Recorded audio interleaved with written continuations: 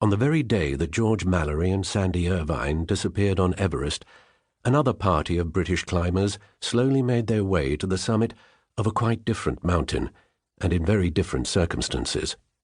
At 2,949 feet, Great Gable was not a serious or difficult climb, but it was said to be the most completely beautiful of English mountains.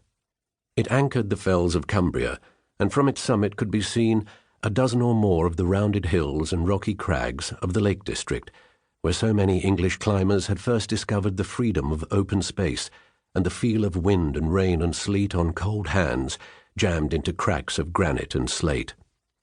There were some 80 men and women in this solemn party, most of them members of the Fell and Rock Climbing Club, a loose association founded in 1906 and dedicated exclusively to the celebration of the English hills.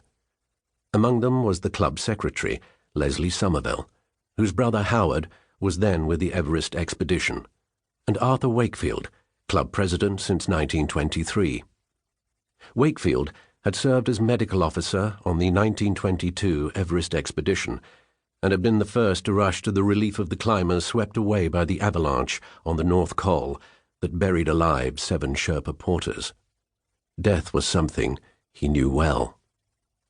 The most prominent figure on Great Gable this day was Geoffrey Winthrop Young, who brought up the rear, supported by his wife Len, as he struggled over boulders and whetstones in rain so fierce it swept the cape from his back.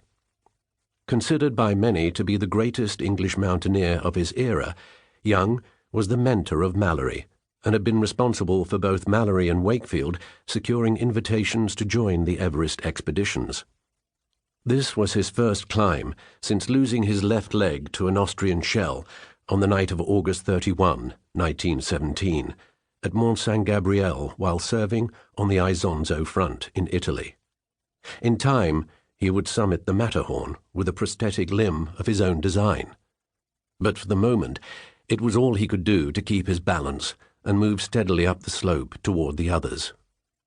A gifted Georgian poet and fine orator, he was here at Wakefield's invitation to help dedicate a bronze plaque inscribed with the names of those members of the FRCC who had been lost in the war, and to consecrate in their memory a tract of some 3,000 acres purchased by the survivors and gifted by them to the nation as a living memorial.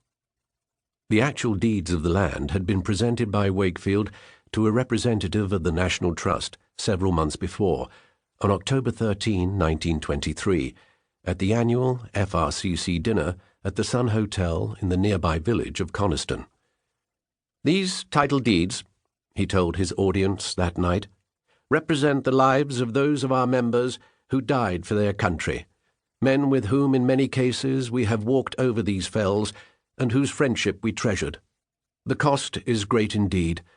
Sir, we hand these deeds over to you in the hope and belief that future generations will be inspired with the same sense of self-sacrifice and devotion to great ends, even at the cost of self-obliteration, that was shown by these who died, and whose monument this is." The names of the dead were then read, as those present stood in silence. Now many of the same company of men and women gathered around a boulder at the summit of Great Gable. Covering the memorial plaque was a rain-soaked Union Jack, the very flag that had flown at Jutland from the bridge of the battleship Barham of the 5th Battle Squadron of the Royal Navy.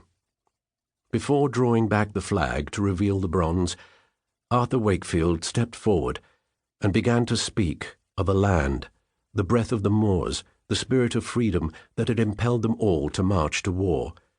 It was an inspiring address, wrote a reporter from the Manchester Guardian who was present, one that brought all thoughts back to those years of strain and trial and sacrifice.